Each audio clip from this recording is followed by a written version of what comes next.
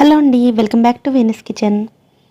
కందిపప్పును మాత్రమే కాకుండా ఎటువంటి పప్పులను కూడా ఉపయోగించకుండా హోటల్ స్టైల్లో లాగా ఇడ్లీలోకి చేసే సాంబార్ని ఎలా ప్రిపేర్ చేసుకోవచ్చో ఈరోజు వీడియోలో చూద్దామండి.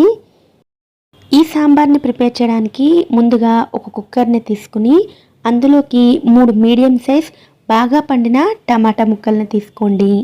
అలాగే ఒక పెద్ద సైజ్ ఉల్లిపాయను ఇలా చిన్న ముక్కలుగా కట్ చేసుకుని వేసుకోండి.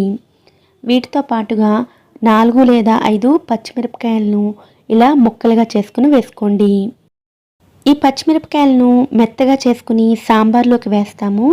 అందుకని సాంబార్కి కారం బాగా పట్టుకుంటుంది. కనుక మీరు తినే కారానికి తగ్గట్టుగా మిరపకాయలను వేసుకోవచ్చు. ఇందులోనే 2 కప్పుల నీళ్లను వేసుకుని మూత పెట్టుకుని విజిల్ కూడా పెట్టుకుని స్టవ్ మీద మీడియం ఫ్లేమ్లో 3 విజిల్స్ వచ్చేంత వరకు ఉడికించుకోవాలి. ఇలా 3 విజిల్స్ వచ్చిన తర్వాత స్టవ్ ఆఫ్ చేసుకోండి. స్టీమ్ అంతా పోయిన తర్వాత మూత తీసి చూసినట్లయితే టమాటాలు ఉల్లిపాయలు కూడా మెత్తగా ఉడికిపోయి ఉంటాయి. అలాగే ఇందులో నీళ్లు కూడా ఉంటాయి. ఈ నీళ్లను వేస్ట్ చేయాల్సిన అవసరం లేదండి. ఇలా కూరగాయ ముక్కలు ఉడికించిన నీళ్లను సాంబార్లోకి వేసుకోవడం వల్ల రుచి కూడా చాలా బాగుంటుంది. ఇప్పుడు ఈ నీళ్లను సెపరేట్గా మరొక గిన్నెలోకి తీసుకుని రెడీగా పక్కన పెట్టుకోండి. అలాగే ఉడికిపోయిన ఈ ఉల్లిపాయ టమాటా ముక్కలను కూడా పప్పు గుత్తుతోటి మెత్తగా చేసుకుని తీసుకోవాలి. మీరు మిక్సీలో కావాలన్నా కూడా వేసుకోవచ్చండి.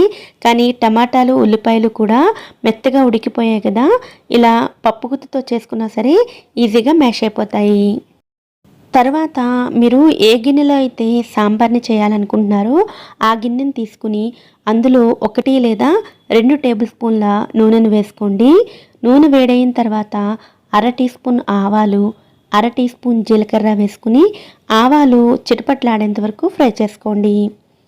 ఆవాలు వేగిన తర్వాత ఇందులోకి 7 లేదా 8 దంచిన వెల్లుల్లి రెబ్బలను వేసుకోండి. వెల్లుల్లిపాయలను దంచి వేసుకోవడం వలన సాంబార్కి ఫ్లేవర్ బాగా పట్టుకుంటుందండి. ఇలా వెల్లుల్లిపాయలు కూడా వేగిన తర్వాత 3 ఎండుమిరపకాయల ముక్కలు, 1 రెమ్మ కరివేపాకును కూడా వేసుకుని వీటిని కూడా ఫ్రై చేసుకోండి. ఇవన్నీ కూడా బాగా ఫ్రై అయిన తర్వాత ముందుగా కూరగాయ ముక్కలను ఉడికించుకుని నీళ్ళను పక్కన పెట్టుకున్నాం కదా, ఆ నీళ్లను ఇందులో వేసుకోండి. ఈ నీళ్లతో పాటుగా మరొక కప్పు నీళ్లను కూడా వేసుకోండి. ఇందులోనే 1.5 టేబుల్ స్పూన్ సాంబార్ పొడిని వేసుకోండి. ఇది హోమ్ మేడ్ సాంబార్ పొడి అండి. దీన్ని ఎలా ప్రిపేర్ చేసుకోవచ్చో ఆల్రెడీ నేను వీడియో పోస్ట్ చేశాను. వీడియో లింకు పైన ఐ కార్డ్స్లో ఇస్తాను, మీరు అక్కడ చూడవచ్చు. సాంబార్ పొడి వేసిన తర్వాత ఒకసారి కలుపుకుని ఇందులోకి రుచికి సరిపడా ఉప్పును వేసుకోండి. అలాగే ముందుగా ఉడికించుకుని మ్యాష్ చేసుకుని ఉంచుకున్నాం కదా, ఆ వెజిటబుల్స్ ముద్దను కూడా వేసుకోండి. ఈ సాంబారు హోటల్స్లో చేసే ఇడ్లీలోకి చేసే సాంబార్ అండి. ఇందులోకి మిగిలిన వెజిటబుల్స్ని కానీ చింతపండుని కానీ వేయరు. కేవలం ఉల్లిపాయని టమాటాని మాత్రమే ఉపయోగించి చేస్తారు. ఈ సాంబార్ని కేవలం ఇడ్లీలోకి మాత్రమే కాదండి, మీరు రైస్లోకి కూడా తీసుకోవచ్చు. అందులోకి కూడా చాలా చాలా బాగుంటుంది. ఉల్లిపాయ టమాటా ముద్ద వేసిన తర్వాత 3 లేదా 4 నిమిషాల పాటు మరిగించుకోవాలి. ఇది మరిగేలోపు ఒక బౌల్లోకి 1 టేబుల్ స్పూన్ శనగపిండిని తీసుకోండి. ఇందులోకి 1/2 కప్పు వరకు నీళ్ళను వేసుకుని ఉండలు లేకుండా కలుపుకోవాలి. శనగపిండికి బదులుగా మీరు పుట్నాల పొడినైనా సరే వేసుకుని చేసుకోవచ్చు. ఇలా ఉండలు లేకుండా కలుపుకుని ఉంచుకోండి. ఈలోపు సాంబార్ కూడా మరుగుతూ ఉంటుంది. ఇలా మరుగుతున్న ఈ సాంబార్ని ఒకసారి బాగా కలుపుకోండి. ఇందులోకి 1/2 టీ స్పూన్ వరకు పసుపును వేసుకోండి. 1/2 టీ స్పూన్ వరకు ఇంగువను కూడా వేసుకుని మళ్ళీ ఒకసారి కలుపుకోండి. తర్వాత ఇందులోకి ముందుగా కలిపి ఉంచుకున్న శనగపిండి నీళ్ళను వేసుకుని అంతా బాగా కలుపుకొని 3-4 నిమిషాల పాటు ఉడికించుకోవాలి. ఇలా 3-4 నిమిషాల పాటు ఉడికించుకున్న తర్వాత సన్నగా తరిగిన కొత్తిమీరను వేసుకుని అంతా బాగా కలుపుకొని స్టవ్ ఆఫ్ చేసుకుంటే సాంబార్ రెడీ అయిపోయినట్లేనండి.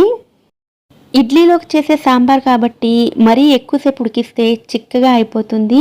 3-4 నిమిషాల పాటు ఉడికించుకుంటే ఇలా ఎక్కువగా చిక్కబడకుండా ఇడ్లీలోకి కరెక్ట్ కన్సిస్టెన్సీలోకి ఉంటుంది. ఇలా ప్రిపేర్ చేసిన ఈ సాంబార్ని వేడివేడిగా ఇడ్లీల్లోకి సర్వ్ చేసుకుంటే చాలా చాలా రుచిగా ఉంటుందండి. ఇడ్లీలోకి మాత్రమే కాదు, ఈ సాంబార్ని రైస్లోకి కూడా తీసుకోవచ్చు. కందిపప్పును కానీ, ఎటువంటి పప్పులను కానీ, చింతపండును కానీ ఉపయోగించకుండా హోటల్ స్టైల్లో లాగా ఇలా చాలా సింపుల్గా ఇడ్లీల్లోకి సాంబార్ని ప్రిపేర్ చేసుకోవచ్చు. కొన్ని రకాల హోటల్స్లో చేసే ఈ స్టైల్ సాంబార్ని మీరు కూడా తప్పకుండా ట్రై చేయండి. ఈ వీడియో కనుక మీకు నచ్చినట్లయితే వీడియోని లైక్ చేసి ఛానల్ని కూడా సబ్స్క్రైబ్ చేసుకోండి. నోటిఫికేషన్స్ మిస్ అవ్వకుండా ఉండడం కోసం పక్కనే ఉండే బెల్ ఐకాన్ని కూడా యాక్టివేట్ చేసుకోండి. Thanks for watching.